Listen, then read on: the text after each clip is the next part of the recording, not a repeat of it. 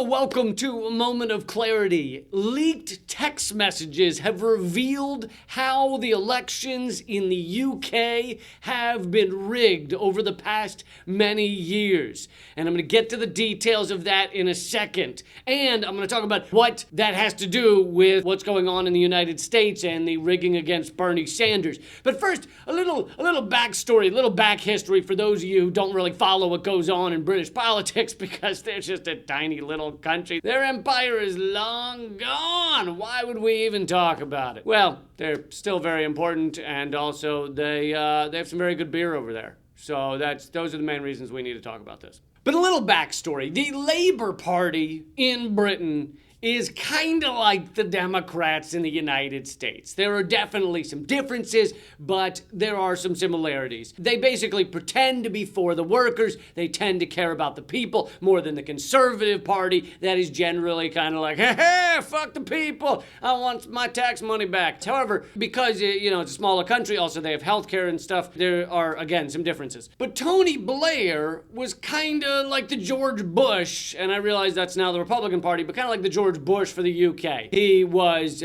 prime minister when Bush was invading Iraq, and he said, all right, let's invade Iraq with the United States. Hell yeah.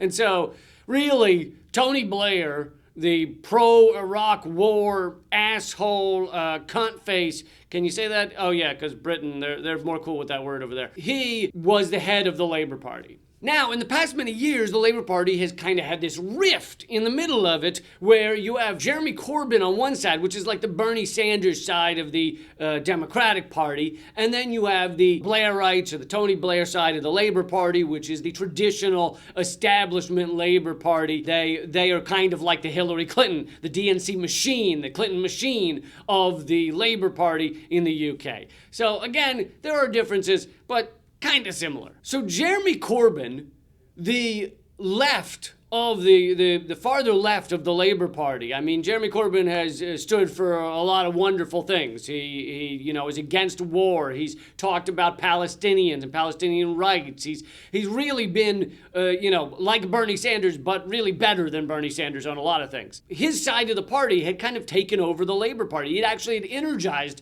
the Labour Party. People all of a sudden were excited about the Labour Party again largely because of Jeremy Corbyn. So back in 2017, Theresa May, the Conservative Tory Prime Minister of the UK, she called for a snap election, something we don't have in the United States, but we absolutely should, because there should be more elections because our fucking votes are so rigged. And anyway, I'm getting off on an anger tangent. Anger tangents are good, but not for the moment. Theresa May called for a snap election. She thought it would help consolidate her power in the government. She thought Conservatives would win even more seats in Parliament in that 2017 election. However, the reverse happened. Jeremy Corbyn, leading the Labour Party, won more seats and actually came very close to taking over the government. It was a huge win for the Corbyn side of the Labour Party and Corbyn in general. And now we've learned through leaked WhatsApp messages that many higher officials within the Labour Party, so supposedly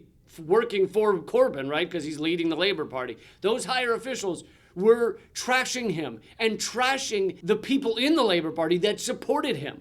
They were actively working against Jeremy Corbyn. They wanted him to lose as bad as possible in the 2017 snap election so that they could then force him out and go back to the fucking Tony Blair pro-war, pro-corporate Labour Party that they had before. So these senior officials, according to their own texts, were doing things like deriding pro-Corbyn officials in the party privately. They thought deriding them as trots, meaning short for Trotsky, as in short for Leon Trotsky, the Russian revolutionary. So this is the same shit we saw in the United States. This neo-McCarthyist, oh my God, if you want to do anything positive, if you want to help homeless people and help decrease prison size, and help create a better country and a better life and help the environment and do something about climate change, rather than go extinct, if you want to do any of that shit, end the endless wars around the world, if you want to do any of that, fucking Russian. You are goddamn Russian. How dare you want to stop us from our own extinction? You asshole. That makes you Russian. So they were doing it within their own party. They're calling them trots, and they were just deriding them and trashing them. But beyond just that, these text messages show that they were, because they're in the midst of trying to lose an election, trying to make their party lose an election in 2017, they were actively not doing anything. I don't know if you can actively not do anything. Can work really, I'm gonna run in there and not do anything. But they were sitting there and they were like saying, hey, if I bang away at my keyboard, it makes it look like I'm doing something. They're joking with each other about that. So they're clickety-clacking away in their higher official post in the Labor Party, but they don't want to win the election, so they're not really doing anything. They're not doing their jobs. That's their goal, to fail at their supposed job of winning the election. And they thought they were doing great, meaning losing the election. They're really excited that the polls show how bad Corbyn is doing in the election. But then something changes. Something happens. All of a sudden, the momentum gets going. People get excited for the first time in a long time. People were really excited about the Labour Party, excited about Jeremy Corbyn because of the things he was saying and what he was fighting for. And they fucking did incredibly well in the 2017 election. Rather than Theresa May consolidating her power in the government, she actually lost seats. The Labour Party came close to winning Parliament. And in these leaked texts, we now see that these higher officials in the Labour Party were upset. They were despondent. They were furious that they had done well.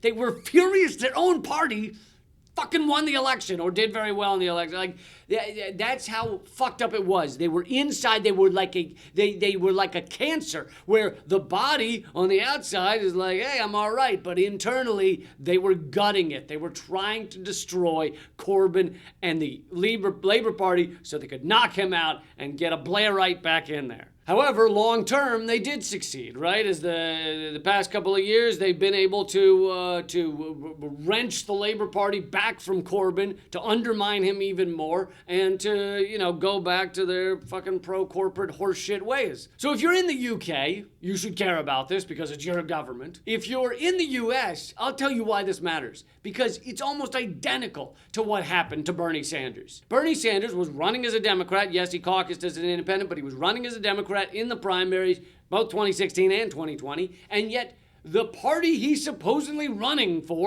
on, that party is trying to undermine him. They're doing everything to try and crush him. They want him out. They want to destroy him. They rigged the primaries in 2016 and 2020 in every way they could in order to stop Bernie Sanders, to stop any form of progress. And they put in there fucking old man Joe Biden, the goddamn plagiarist, corporatist, racist, misogynist, fucking old man Biden. And they put him in there, and he can't fucking beat Trump. He doesn't even know where he is. How's he going to beat Trump? So yes, now we have proof of what went on internally in the Labour Party. And from 2016, with the WikiLeaks emails, we have proof of what went on internally with the DNC. We know about their collusion with the media and CNN. We know about the laundering of funds so that donations going to state parties were then filtered back into Hillary Clinton's campaign coffers. We know about the endless manipulation and rigging internally in these parties, and now the same goes for Labor. And in both cases, with Labor and with the Democrats, they'd rather lose to the right-winger. They'd rather lose to Donald Trump, lose to Boris Johnson, lose to Theresa May, than have Bernie Sanders win or Jeremy Corbyn win. These parties do not want an actual progressive to take over the countries. And so, at the end of the day, they'd rather lose. They'd rather lose. They'd rather have, as much as they fucking run around whining right now about how horrible Trump is, and he is a fucking catastrophe, they'd rather lose to him than have Bernie Sanders or Jeremy Corbyn. They'd rather lose to the right wing because then they get their massive tax cuts. These are rich people, generally speaking.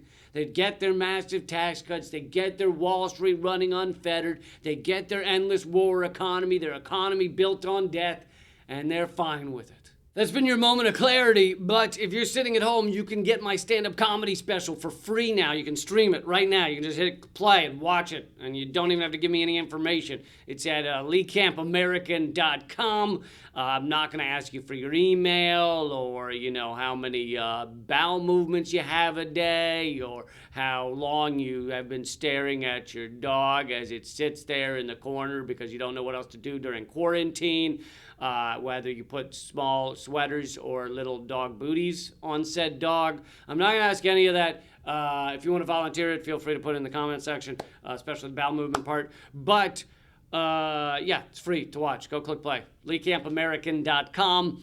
And the book, Bullet Points and Punchlines, is now 10% off at LeeCampBook.com. Just enter the promo code, the initials of the title, BPAPL, if my initial game is on lock right now. If I don't know those initials, that's really sad. Go check it out. You can get the digital version immediately if you don't want to wait for a shipping thing to happen. For it to be shipped would be another way to phrase that. Clearly my grammar is not really working out for me right now. All right, that's it. Stay safe, everybody. Keep fighting.